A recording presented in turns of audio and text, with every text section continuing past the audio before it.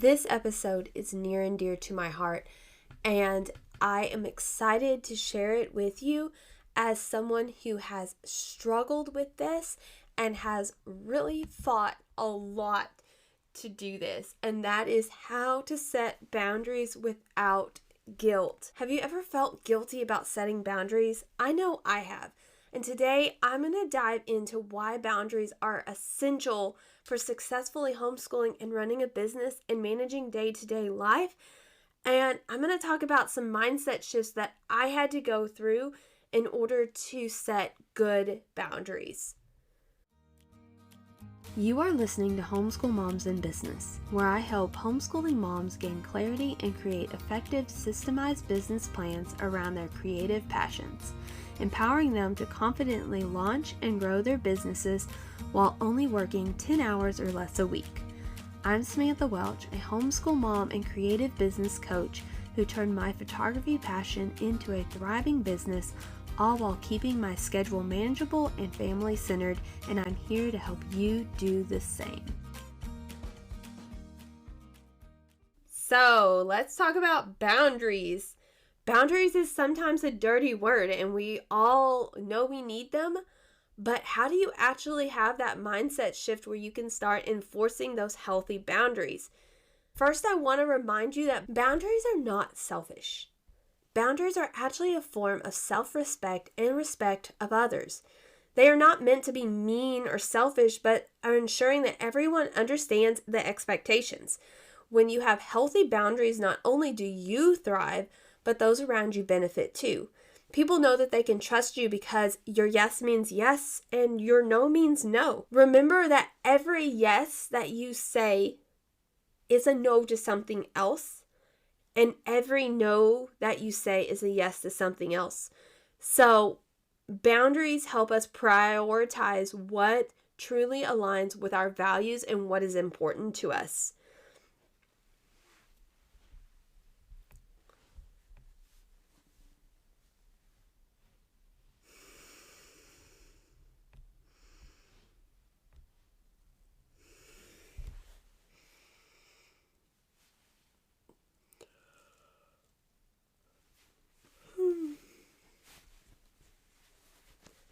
Unfortunately, knowing the importance of boundaries doesn't mean that they just happen overnight. You can't wake up one day and overhaul your entire life with new boundaries. That is absolutely a recipe for burnout, and it's also not even possible because I've been there, tried that. What you have to do is you have to start with small areas. So it may be something as small as you stop answering emails after 5 p.m. so you can draw those correct boundary lines with your clients. And though that might seem fairly simple, it could possibly be quite a struggle. And so you don't want to add too much in one go. But I have found that once I have felt the freedom and the peace of a set boundary, then it has given me the motivation to set other boundaries. And over time, it has felt natural to start enforcing boundaries. So let's talk about how do you enforce boundaries? We know boundaries are important. We know you have to start small with them, but I mean, how do you even do that? And I really feel like that communication is so key. Clear communication is crucial. Whether with family, clients, or friends, outline your expectations up front. For example, with homeschooling, I tell my kids, from 9 to noon, we do school. That is it. We draw that line. And then I tell them, here's what needs to be done. And here's what I expect to be accomplished from 9 to noon. That way, there's no question about what's expected and what needs to be done. If the work isn't completed, they know why I'm addressing it because I've already set the expectation. This can go also with like client communication. Within my photography business, I first started out where I was just kind of all over the place and I didn't talk well with my clients. So I was answering messages at 9 in the evening and I was doing re-edits when I should have been homeschooling. And I was just always kind of on edge, trying to quote unquote keep the clients happy, instead of just having like that firm communication and addressing what they can actually expect.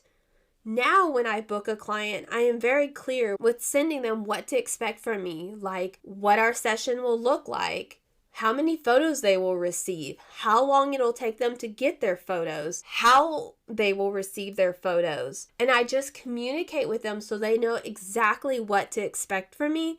I tell them how long it's going to take me to respond to them, when I respond, and that way, whenever it takes me 24 hours to respond, they won't come back and be aggravated because they feel like that I haven't responded to them in a timely manner, because I was very clear to communicate, hey, it takes me this long to respond.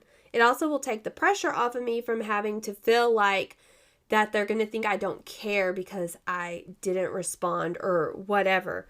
So I just think it is so important that we make sure we set those expectations no matter who it is in our life. One thing that I've had to really learn and to figure out is that I have to just be aware that people just don't know, and it is my job to tell them what my boundaries are. And even if you think they probably do know or should know, you still need to tell them again. Communication is so key in this area. And it doesn't hurt to just tell someone like, hey, oh yeah, awesome. Okay, well, I'll answer your email tomorrow. Like, it'll be tomorrow morning before I can get to your email. Or just set like that clear expectation of, hey, when you get home, this is what I'm going to do. We have to be willing to communicate our boundaries and to let people know what to expect from us. But not everyone's going to embrace your boundaries, especially if they're used to you saying yes all the time. So be ready for objections and, unfortunately, maybe even loss of friendship or clients.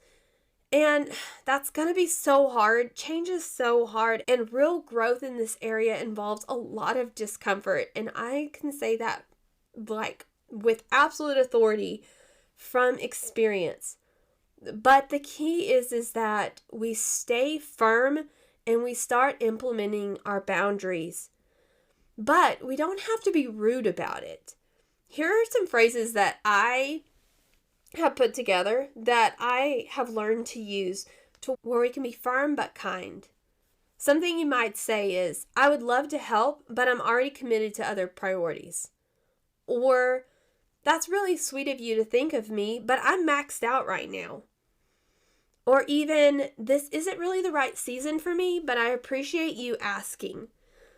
I feel like these responses are polite, but yet they're firm, making it clear that your no is not up for negotiation. So, I'm all about practical strategies, systems, right? So let's talk about practical ways to enforce boundaries. If you're new to boundaries, you might wonder, how the heck do you stick to them? And you may have like a good week where you're like, oh, wow, I've just really nailed all those boundaries. And then your next week is just total crap. And so totally get that. So here are some practical ways that I enforce boundaries in my life. And these might kind of surprise you. The first one is using a scheduling tool. So I add everything to my calendar, including homeschool hours, time when I might email, housework. So when someone asks me if I can do something extra, I literally say, hey, let me check my calendar, and can confidently say, there's no room. I'm so sorry, I can't. I'm maxed out. So having like your calendar with everything on it can be a great way for you to visually look and say, I absolutely cannot take anything else on. Also setting up autoresponders. So this would be for business stuff, for emails or social media, and then you just let people know what they can expect from a reply. I know that autoresponders can be kind of annoying, and for me, I tend to like to try to set expectations up at the beginning, and then I kind of don't even worry about anymore whether a new client gets an email responded to super quickly, I'll just usually respond with something like, oh, hey, sorry for the late response. Like, I'm out of the office on these dates. I don't know, because I kind of hate autoresponders, but autoresponders can be really helpful in the beginning, and I did use them in the beginning to help you feel better about setting boundaries. So you could just have like an email that goes out that says, hey, appreciate your email. I answer emails in 24 to 48 hours during the business week, and then you can give your set clear times. You could even add this to the email signature if you wanted to, just to remind people when they can expect that from you. But setting up an autoresponder could be a good option at the beginning just to help you feel a little bit more secure with the fact that you're not answering quickly, especially if you're like me where I would just answer client emails all the time because I had this fear that they would get away. The third practical way for enforcing boundaries is to involve your family. So this is huge because your family is some of the biggest boundary pushers in your life, or can potentially be. So I am super intentional now with teaching my kids to respect my work hours. So they know that when I'm in my office with my door closed, that means that I am doing something like right now, recording this podcast. And I need to have that kind of quiet unless somebody is bleeding or dying. Like, you don't bother me. And that's just a boundary that I have set. This can be really difficult though, and I'm not going to take the hardness out of this because sometimes the relationships that we are the closest with are the ones that are so used to us not having boundaries that it's hard to teach them that we have boundaries. So this is going to take a lot of I would say for me, it took a lot of courage just to keep reinforcing and to communicate what I needed and what boundaries were needing to be set.